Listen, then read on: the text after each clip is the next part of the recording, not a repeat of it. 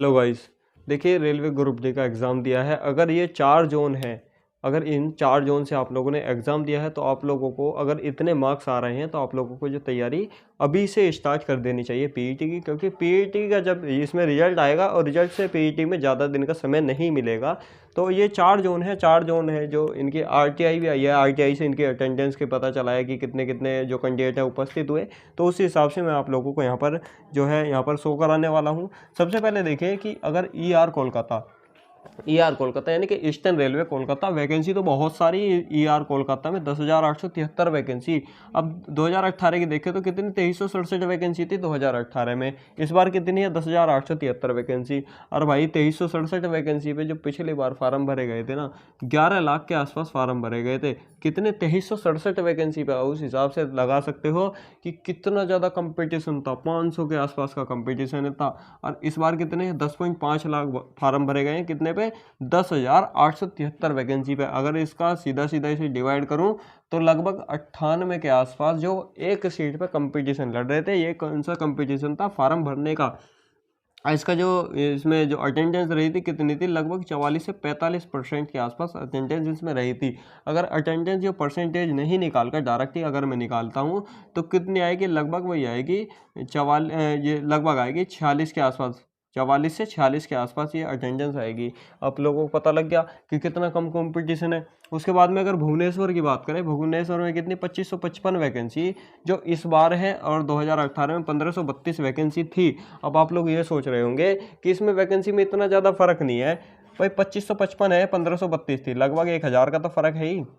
कितना? 1000 का फर्क तो इसमें है ही वैकेंसी में। और फार्म में कितना ज़्यादा फर्क है? पिछली बार जो 1532 वैकेंसी थी, 6 लाख के आसपास फार्म भरे गए थे, और इस बार कितनी है 2555 वैकेंसी है, केवल 3 लाख फार्म भरे गए हैं। अगर इसका सीधा सीधा कंपटीशन भी अगर मैं निकालता हूँ तो कितना आएगा? ज़्यादा से ज़्यादा 120 का आएगा। अब 120 का कंपटीशन तो ये फार्म भरने का है। अटेंडेंस तो कितनी है इनकी? भाई 45% से भी लो है। जो उपस्थिति है 45% भी नहीं है। अब मैंने इसका 50% भी लगा लेता हूँ तो 60 आएगा। और इसका 5% और घटाना है। 1% में 12 आएगा, 5% में घटाने हैं तो 6 घटा दो, कितना आ गया? लगभग वही आ गया, 53-54 का कंपटीशन आ गया, कोई ज़्यादा नहीं है। उसके बाद में गुवाहाटी जो उनकी 2894 वैकेंसी इस बार है, 2577 वैकेंसी पिछली बार थी। अब आप लोग ये सोच रहे होंगे कि भाई 300 वैकेंसी का अंतर है। 300 वैकेंसी का अंतर है। अब 300 वैकेंसी में कहाँ कंपटीशन टूटने वाला है? भाई देखिए 2894 वैकेंसी पे 3.2 लाख ही फार्म भरे गए। ज़्यादा फार्म भी नहीं भरे गए, 3.2 लाख फार्म भरे गए। और पिछली बार कितने 7 लाख के आसपास फार्म भरे गए थे। अब इस 3.2 लाख फार्म है, अब मैं इसे सीधा सीधा डिवाइड करूं तो कितना आएगा? लगभग 107-8 के आसपास का कंपटीशन आ रहा है। अब 107-8 के आसपास का है, 45 से 50% अटेंडेंस है, तो कितनी आ रही है? ये 54 के आसपास यहाँ पर भी अटेंडेंस आ रही है। और इनके जो ये हुबली और गुवाहाटी जोन है, इनकी कट ऑफ जो है पिछली बार भी ज़्यादा नहीं गई थी। हुबली जोन की बात करें, हुबली जोन में कितनी है? 7167 वैकेंसी है। पिछली बार थी 2293 वैकेंसी। कितनी है? लगभग 3 गुना से भी ज़्यादा वैकेंसी है। आसपास में 4 गुना से थोड़ी सी कम वैकेंसी है। और फार्म कितने भरे गए हैं? 6.5 लाख फार्म भरे गए हैं। पिछली बार भी इतने ही फार्म भरे गए थे, लगभग 6 लाख के आसपास, पर 2200 वैकेंसी पर। यहाँ पर कितनी है? 7100 वैकेंसी है। पर हुबली जोन में है ना, जो अटेंडेंस इस बार ठीक ठाक रही थी। अब इसमें अगर इसका सीधा सीधा कंपटीशन निकालता हूँ तो वही आ रहा है 95 के आसपास का। अब इसमें अटेंडेंस रही थी कितनी? इसमें अटेंडेंस 60% के आसपास, 60% से प्लस चली गई थी। अब मैं इसमें 65 मान लेता हूँ।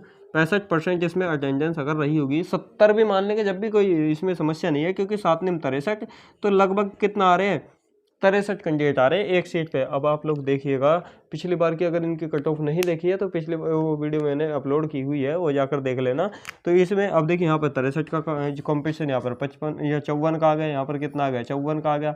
यहाँ पर तो केवल 44-46 का ही रह रहा है, तो ज़्यादा कंपटीशन तो है नहीं है। अब आप लोग जो है पीटी की तैयारी कर लेना। मैं एक आप लोगों को बता रहा हूँ कि अगर ST/SC कैंडिडेट हैं, 46 से 50 के आसपास उसके मार्क्स आ रहे हैं, ±1-2 कर लेना।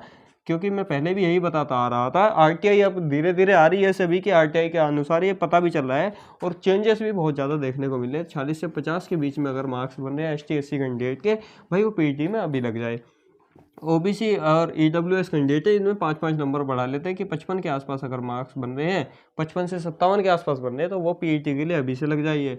और अगर इसमें कैंडिडेट जो है इसमें 60 और 61 के आसपास मार्क्स बन रहे हैं, भाई 59, 60, 61 के आसपास मार्क्स बन रहे हैं जनरल कैंडिडेट के, तो वे भी अभी जो है पीईटी की तैयारी स्टार्ट कर सकते हैं। अगर आप लोगों के इतने मार्क्स बन रहे हैं तो आप लोग किसी भी भ्रम में नहीं रहिएगा, क्योंकि रिजल्ट और पीईटी में ज़्यादा दिन का समय नहीं मिलेगा, 15 से 20 दिन का समय ज़्यादा से ज़्यादा इतना मिलेगा, क्योंकि दिसंबर में रिजल्ट बोला है, क्या पता दिसंबर के आधे दिसंबर के बाद आए या स्टार्टिंग में आ जाए। जनवरी में इन्हें पीईटी भी लेना है, मार्च में इन्हें ज्वाइनिंग देनी है, तो अपना जो है पीईटी अभी से अपनी तैयारी स्टार्ट कर दीजिए। अब जब अगर अभी से स्टार्ट करोगे जब तक कि आप लोगों की लेवल में आ पाएगी।